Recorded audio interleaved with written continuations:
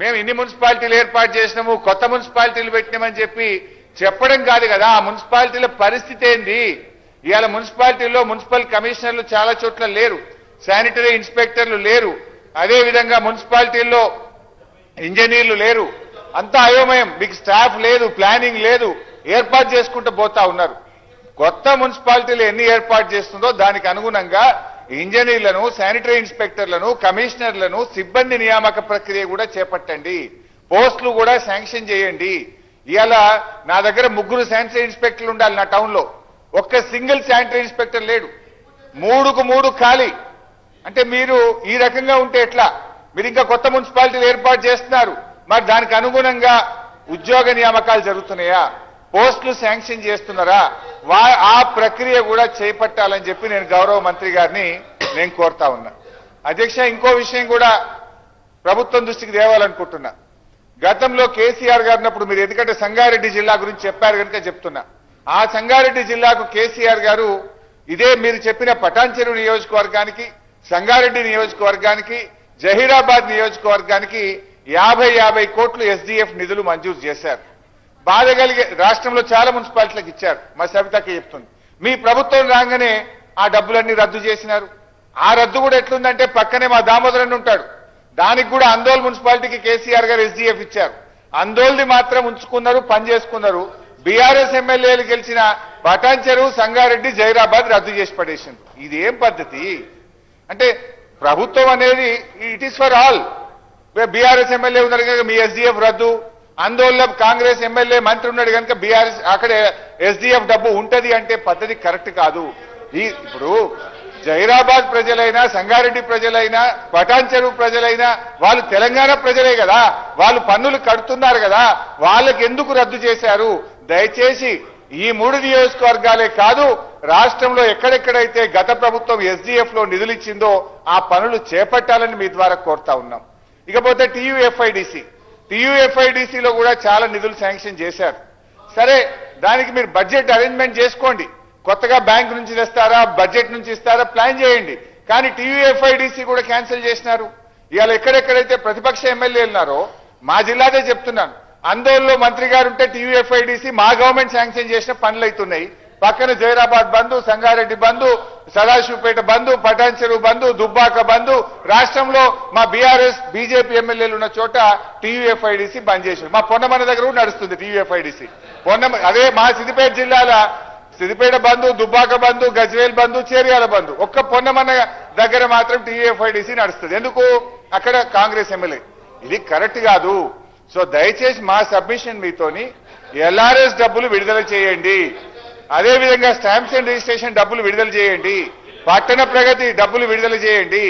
ఎన్ని మున్సిపాలిటీలు ఏర్పాటు చేశామన్నది ముఖ్యం కాదు, ఆ మున్సిపాలిటీల్లో అభివృద్ధి జరుగుతుందా, మున్సిపాలిటీల్లో సిబ్బంది ఉన్నారా అనే విషయాన్ని కూడా మీరు గమనంలోకి తీసుకోవాలని, స్పష్టంగా ఎల్ఆర్ఎస్ డబ్బులు ఎప్పుడు ఇస్తారు, మరి అదేవిధంగా టీయూఎఫ్ఐడిసి, ఎస్డిఎఫ్ పనులు గత ప్రభుత్వం మంజూరు చేసిన కొనసాగించాలని మీ ద్వారా వారిని కోరుతున్నాను. అధ్యక్ష సార్, ప్రతి సందర్భంలో కూడా హరీష్ రావు గారు సార్ బిల్లు ఒకటి ఉంటే వారు వేరే విషయాలు మాట్లాడతారు సార్.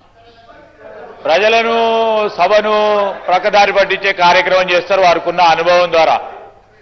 ఈరోజు మేము చెప్తా ఉన్నాం అధ్యక్ష, అన్ని విషయాల విషయంలో ఒకటి మొదటి నుంచి అభివృద్ధి, మరి సిద్దిపేటలో ఫాగింగ్కి సంబంధించి, ఎల్ఆర్ఎస్కి సంబంధించి, ఎస్డిఎఫ్కి సంబంధించి, టీయూఎఫ్ఐడిసికి సంబంధించిన అన్ని అంశాలు లేవనెత్తారు అధ్యక్ష. నేను ఇంత పూర్వకం కూడా చెప్పాను, ఇది ఒక షార్ట్ నోటీస్ ద్వారా రండి, అవకాశం ఇచ్చినప్పుడు రండి, మాట్లాడదాం, చర్చకు సిద్ధం. మేము ఈరోజు మున్సిపాలిటీసు, కార్పొరేషన్కు సంబంధించిన అభివృద్ధి విషయంలో ఎక్కడా కూడా నిధుల పరంగా ఇబ్బంది లేకుండా కనీస అవసరాలు తీర్చే ఓ కార్యాచరణ తీసుకొని ఆనాడు మీరు ఇచ్చిపోయారు.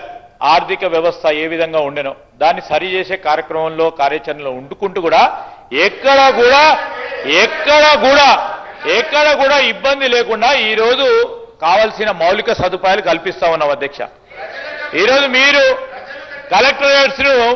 కలెక్టరేట్స్ ని 33 జిల్లాలకు సంబంధించిన కొత్త కార్యాలయాలని కలెక్టరేట్స్ సంబంధించి ఏదో చెప్పేశారు.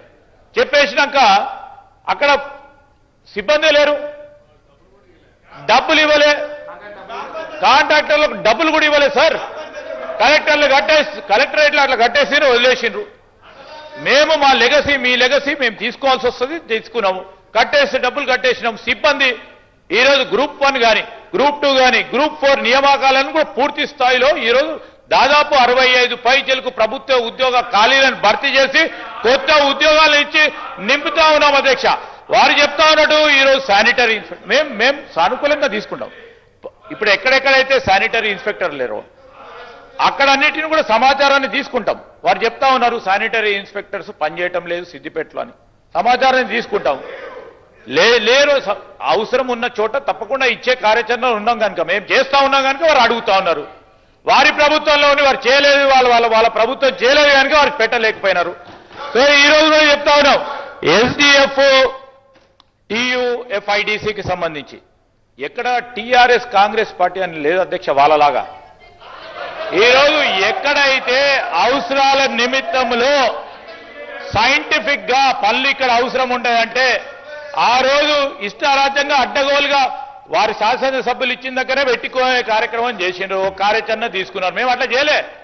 సైంటిఫిక్ గా ఈ ఫలానా నియోజకవర్గంలో ఆందోళన నియోజకవర్గం గత 10 సంవత్సరాలుగా అక్కడ మున్సిపల్ నిధులు ఇవ్వలేదంటే తిరిగి అక్కడ నిధులు ఇవ్వాల్సిన బాధ్యత మా పైన ఉంటుంది. అక్కడ ఆ విధమైన కార్యాచరణ సైంటిఫిక్ గా ఒక డెసిషన్ తీసుకోవడం జరిగింది. నేను గౌరవ సభ్యులకు కూడా తెలియజేస్తా ఉన్నా, ఈ మున్సిపాలిటీకి సంబంధించి ఈరోజు అభివృద్ధికి సంబంధించిన అంశం విషయంలో ప్రతి మున్సిపాలిటీస్, ప్రతి కార్పొరేషన్, మున్సిపల్ కార్పొరేషన్కి సంబంధించి అక్కడ త్రాగునీరు, సాగునీరు, సీవరేజ్ సిస్టమ్, త్రాగునీరు, సీవరేజ్ సిస్టమ్, అక్కడ ఆ ప్రజలకు సంబంధించిన కనీస అవసరాలను తీర్చడానికి వారు ప్రణాళిక లేకుండా, ఒక సైంటిఫిక్ అప్రోచ్ లేకుండా కొత్త మున్సిపాలిటీస్ ఆనోడు మరి ప్రకటన చేసి ఇప్పటి వరకు కూడా ఏ గ్రామ పంచాయతీలు ఏ విధంగా ఉన్నాయో అదే విధంగా ఉండే దుస్థితిలో ఉన్నాయి. అవన్నిటిని కూడా మంచి అభివృద్ధి పథకంలో తీసుకెళ్లే ప్రయత్నంలో ముందుకెళ్తాం తప్ప ఏది కూడా చేయలేం. ఈ బిల్లుకు సంబంధించి ఈరోజు సంగారెడ్డి జిల్లాకు సంబంధించి మరి కొత్త మున్సిపాలిటీకి సంబంధించిన అంశం విషయంలో కొన్ని గ్రామాలను కలుపుతూ పరిధిని పెంచే కార్యక్రమంలో మీరేం సలహా సూచనలు కూడా ఇవ్వలేదు. దాని విషయంలో మిగతా అంశాల విషయంలో చెప్పడం జరిగింది. మరి వారికి ఇచ్చిన అవకాశాన్ని వారు 10 నిమిషాలు మాట్లాడని చెప్పారు, ఉపయోగించుకోలేదు అధ్యక్ష.